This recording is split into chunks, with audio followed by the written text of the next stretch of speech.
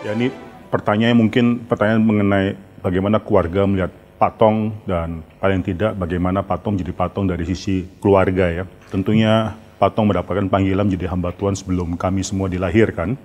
Jadi kami hanya bisa melihat pelayanan dia setelah dia menjadi seorang hamba Tuhan.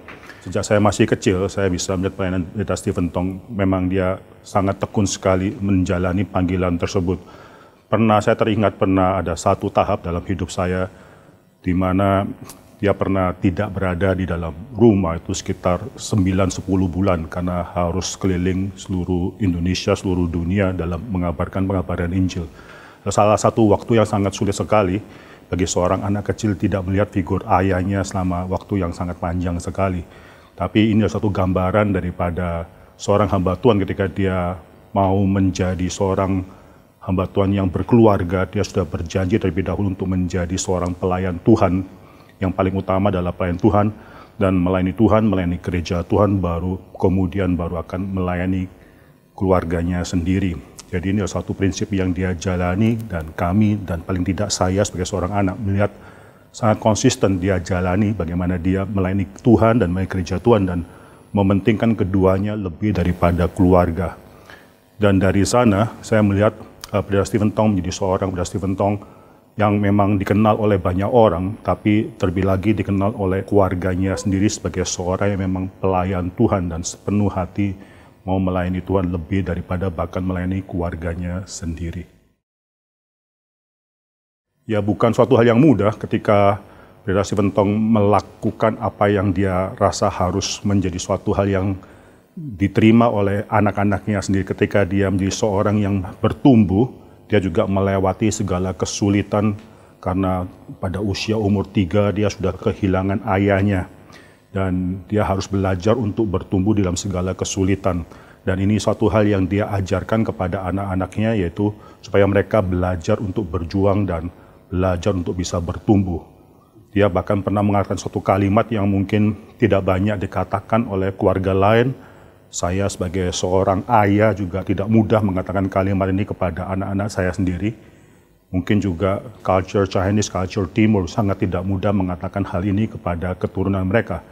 Bahkan dia mengatakan kalimat bahwa anak-anak tidak seharusnya mengharapkan warisan apapun daripada dia. Dia satu-satunya warisan yang dia harapkan bisa diturunkan kepada anak-anaknya yaitu semangat perjuangan. Itu yang dia inginkan. Saya belajar bagaimana dia menerapkan hal ini dengan sangat konsisten juga ketika saya harus studi keluar dan seterusnya. Dia tidak ada satupun yang dia katakan menjaminkan bahwa studimu atau rencana studimu itu pasti akan bisa selesai karena papa atau orang tua menjaminkan sesuatu padamu. Silakan bergumul. Kalau kamu mau belajar di luar, mau studi di luar, silakan bergumul dan sampai selesai. Jangan sampai nanti pulang ke Indonesia tanpa belum selesai melalui pergumulan tersebut. Jadi saya lihat ini adalah suatu hal yang memang sudah dia turunkan kepada seluruh keturunan dia, kepada anak-anak dia khususnya. Karena dia juga pernah mengalami bagaimana bertumbuh di dalam segala kesulitan bersandar kepada Tuhan. Dia mau anak-anaknya bukan bersandar kepada apa yang mungkin diberikan oleh orang tuanya, tapi bersandar kepada Tuhan semata-mata. Dia sering menggunakan istilah, menggunakan remote control, menyerahkan anaknya kepada Tuhan dan mengajar atau mungkin memantau anak-anak dari kejauhan. Jadi dia bukanlah seorang figur yang selalu harus 24/7 itu dekat kepada kita, tapi dia menyerahkan kita kepada tangan Tuhan. Dan salah satu hal yang saya pelajari banyak daripada dia adalah seringkali dia bukan mengambil keputusan untuk saya, apa yang harus saya lakukan, tapi membiarkan saya, mempercayakan saya dalam tangan Tuhan dan membiarkan saya bergumul bersama dengan Tuhan. Dan seringkali dia mengatakan satu kalimat, kamu pertanyaan ini kepada Papa, kalau Papa adalah kamu, Papa akan menjalankan ini. Tapi Papa bukanlah kamu dan kamu bukanlah Papa, silakan menjalankan ini sesuai dengan keputusanmu di hadapan Tuhan dan bukan karena Papa mengatakan sesuatu bagimu. Jadi di dalam saya belajar atau bertumbuh dalam keluarga Pendeta Stephen Tong, saya belajar banyak bagaimana saya harus berespon atau bertanggung jawab di hadapan Tuhan secara personal. Orang tua itu hanya menjalankan fungsi mengkontrol dan mempercayakan anaknya kepada Tuhan saja. Mendirikan suatu perguruan tinggi bukanlah suatu hal yang mudah, apalagi di Indonesia. Persyaratan daripada pemerintah itu demikian banyak.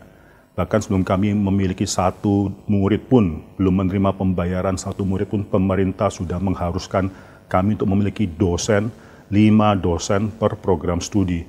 Dan bukan hanya satu program studi saja, tapi Calvin Institute of Technology itu harus dimulai dengan 6 program studi. Jadi sebelum menerima satu murid pun, kami sudah memiliki 30 dosen, harus memiliki 30 dosen, baru pemerintah akan memberikan izin tersebut. Jadi pengeluaran sangat besar sekali. Mengapa Federasi Ventong berani melakukan suatu hal pendirian perguruan tinggi yang sulit ini? Banyak gereja mungkin bisa memulai sekolah pendidikan dasar, SMP, SMA, tapi jarang ada gereja yang mau melakukan perguruan tinggi. Federasi Ventong melihat kepentingan perguruan tinggi.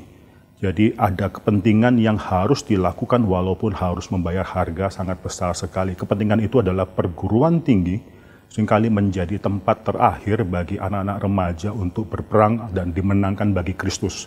Mereka di perguruan tinggi bisa dimenangkan bagi Kristus, atau mereka di perguruan tinggi akan akhirnya terlepas atau meninggalkan Kristus, meninggalkan iman mereka. Perguruan tinggi adalah sangat penting sekali. Dan khususnya mereka yang memiliki teologi reform, memiliki kepentingan sangat besar sekali dalam perguruan tinggi. Karena gerakan reformasi tidak bisa dilepaskan daripada perguruan tinggi. Kita melihat bagaimana John Calvin juga mendirikan yang namanya Geneva College, memulai suatu perguruan tinggi bagi orang-orang pada saat itu.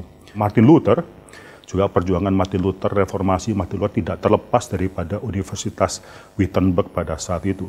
Abraham Kuyper pada abad ke-19 juga memulai Free Amsterdam University yang memungkinkan akhirnya gerakan reformasi dikonsolidasikan melalui universitas.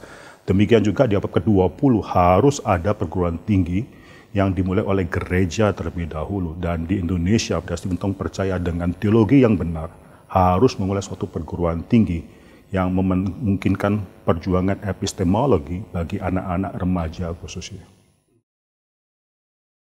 Kalau kita lihat segala pemikiran daripada Federasi Ventong, dia adalah seorang yang memang dipanggil sebagai seorang hamba Tuhan dan menjadi seorang penginjil secara terutama. Tetapi kalau kita lihat, dia juga adalah seorang educator, seorang pendidik. Dia sangat banyak menceritakan bagaimana dia mendidik generasi muda, dan pendidikan menjadi salah satu porsi yang penting dalam pelayanan beliau. Dalam pemikiran beliau, kalau kita bisa melihat ada satu hal yang sangat penting yang kita bisa pelajari, itu keseimbangan, kepentingan, keutamaan antara mandat Injili dan mandat budaya. Mandat Injili adalah sesuatu yang harus dikerjakan oleh seluruh orang Kristen. Tapi orang Kristen tidak boleh lupa, gereja tidak boleh lupa bahwa ada juga mandat budaya. Kalau Kristus adalah Kristus yang utama, dia harus utama di atas segala kebudayaan juga, bukan di atas hanya ibadah kita pada hari Minggu saja, tapi di atas segala kebudayaan dihasilkan oleh manusia yang sudah dimenangkan untuk Kristus. Oleh karena itu, keseimbangan antara mandat Injili dan mandat budaya adalah satu hal yang unik yang sedang diperjuangkan juga oleh Calvin Institute of Technology. Bagi kami, segala sesuatu yang kami lakukan itu adalah hasil daripada mandat budaya. Kami adalah orang-orang yang terpanggil dari gereja untuk menghasilkan budaya-budaya, salah satunya adalah pendidikan, epistemologi, perguruan tinggi, dan seterusnya. Tapi kami tidak melupakan bahwa tugas kami sebagai orang Kristen adalah untuk mengabarkan Kristus dan mengabarkan Injil Kristus. Oleh karena itu, segala sesuatu yang kami lakukan, termasuk mandat budaya, tidak bisa dilepaskan daripada mandat Injil juga. Daripada itu, maka segala pendidikan, kurikulum di CIT, di Calvin Institute of Technology juga berpusatkan pada Kristus dan harus menjadi suatu evangelistic education, pendidikan yang bernilai penginjilan. Kita perlu melihat ya, Federasi Ventong sudah berusia 83 tahun ini dan segera akan berusia 84 tahun. Dia adalah seorang yang menerima panggilan menjadi hamba Tuhan ketika dia berusia 17 tahun. Dia sudah melayani Tuhan sekitar 66-67 tahun. Jadi saya melihat bahwa dari figur daripada seorang hamba Tuhan, dan saya bisa melihat dari sangat dekat sekali karena saya adalah anaknya dari keluarga ya. Pesan saya kepada banyak anak muda, khususnya mereka yang terpanggil untuk melayani Tuhan. Dipanggil untuk menjadi pelayan Tuhan, itu adalah satu hal yang besar.